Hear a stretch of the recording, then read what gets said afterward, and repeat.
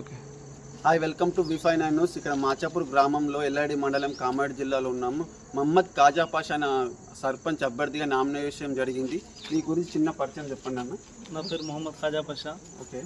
Village వచ్చేసి Machapur, mandal Yellareddy, district Kamareddy. అసలు మాకు సర్పంచ్ అభ్యర్థిగా పోటీ చేయాలని ఎందుకు అనిపించారు? గ్రామంలోని ప్రధాన సమస్య, మాచాపూర్ గ్రామంలో ఉన్న ప్రధాన సమస్య ఏమిటి? మాచాపూర్ గ్రామ పంచాయతీ సమస్య వచ్చేసి చాలా వరకు త్రాగునీటి సమస్య బాగా వెంటాడుతుంది. మళ్ళీ సీసీ డ్రైన్లు, తర్వాత సీసీ రోడ్లు చాలా ఇబ్బందికరంగా వేధిస్తున్నాయి జనాలకు. అదే ఆలోచనతోటి సర్పంచ్ అభ్యర్థిగా పోటీ చేయడానికి నేను ముందుకు రావడం జరుగుతుంది. ఆల్రెడీ నేను ఇంతకుముందు 15 సంవత్సరాల నుంచి గ్రామ పంచాయతీలో సేవలు అందిస్తున్నా.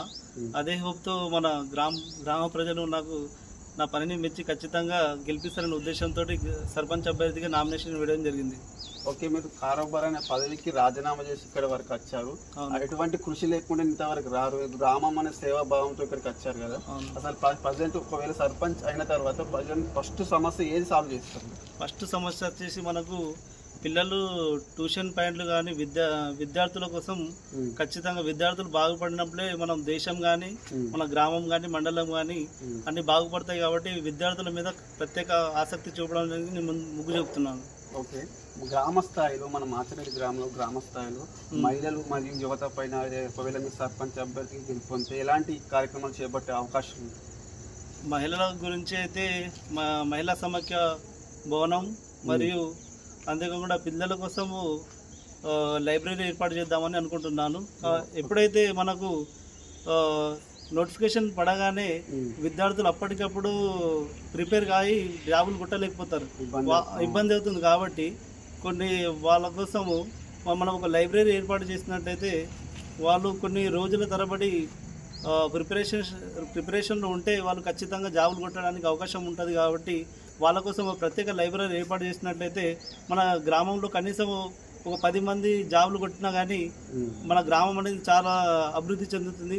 యువత అభివృద్ధి చెందినప్పుడే మన గ్రామం అనేది అభివృద్ధి చెందుతుంది. ఇప్పుడు ప్రజెంట్ మీద మేనిఫెస్టో పెట్టారు, గ్రామం డెవలప్మెంట్ గురించి మరి మేనిఫెస్టో తీసుకొచ్చారు గ్రామం. అవును, ఏం పెట్టారు? ఎగ్జాంపుల్ నేను గ్రామంలో ప్రత్యేక సమస్యలు అంటూ మెయిన్ ఫస్ట్ యూత్ మన విద్యార్థుల కోసం ట్యూషన్ పాయింట్లు కానీ మళ్ళీ బాగా ఇంటర్ డిగ్రీ చదువుకున్న విద్యార్థుల కోసము ప్రత్యేకమైన లైబ్రరీ ఏర్పాటు చేస్తానని, మరియు గ్రామ పంచాయతీ బిల్డింగ్ లేక బాగా ఇబ్బంది పడుతున్నారు జనాలు, గ్రామ పంచాయతీ బిల్డింగ్ కోసం కృషి చేస్తానని, మరియు మన గ్రామంలో రోడ్ సైడ్ ఉంది కానీ ఎక్స్ప్రెస్ స్టాప్ లేదు, ఎక్స్ప్రెస్ స్టాప్ కోసం కూడా ప్రయత్నం చేద్దామని.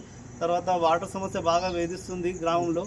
వాటర్ సమస్య తీరాలంటే ప్రతి వార్డుకు ఒక కుండి ఏర్పాటు చేసినట్టయితే త్రాగునీటి సమస్య అసలే ఉండదు. కాబట్టి జనాలు సంతోషంగా ఉంటారు. ఓకే, ఇప్పుడు మాచారెడ్డి గ్రామంలో మీకు సర్పంచ్ అయిన తర్వాత 1 year కానీ 2 years కానీ రాజకీయ సమస్యతోటి ఒత్తిడితోటి ఏదైనా గొడవలతో మీ దగ్గరికి వచ్చి రెండు వర్గాల సమస్యలతో మీ దగ్గరికి వచ్చినప్పుడు ఆ సమస్యను మీరు ఏ విధంగా తీసుకుంటారు?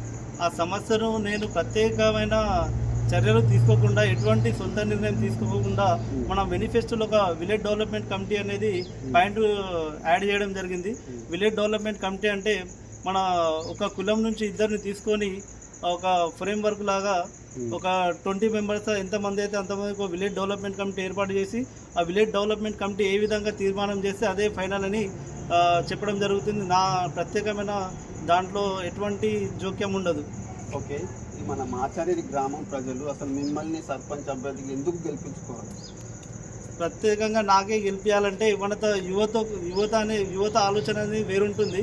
నేను గ్రామ పంచాయతీలో 15 సంవత్సరాల నుంచి సేవలో ఉన్నా కాబట్టి ప్రత్యేకంగా నేను అదే ఫీల్డ్ కాబట్టి ఖచ్చితంగా నాకు ఫీల్డ్లో అనుభవం ఉంది.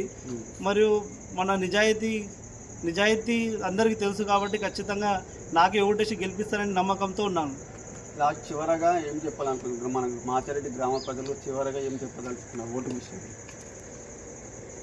మాచాపూర్ గ్రామ ప్రజలు ఖచ్చితంగా డిసైడ్ అయిపోయారు. ఖచ్చితంగా యువత కోసం మొగ్గు చూపుతున్నారు.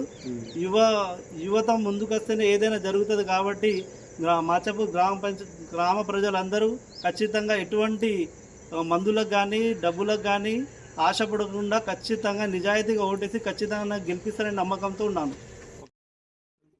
కారోబార్ ఉద్యోగం చేస్తున్నారు కదా, కారోబార్ ఉద్యోగం చేస్తున్నారు, కారోబార్ ఉద్యోగానికి రాజీనామా చేసి సర్పంచ్ అభ్యర్థిగా పోటీ చేయాలని ఎందుకు అనిపించింది? బాగానే ఉండేది ఉద్యోగం.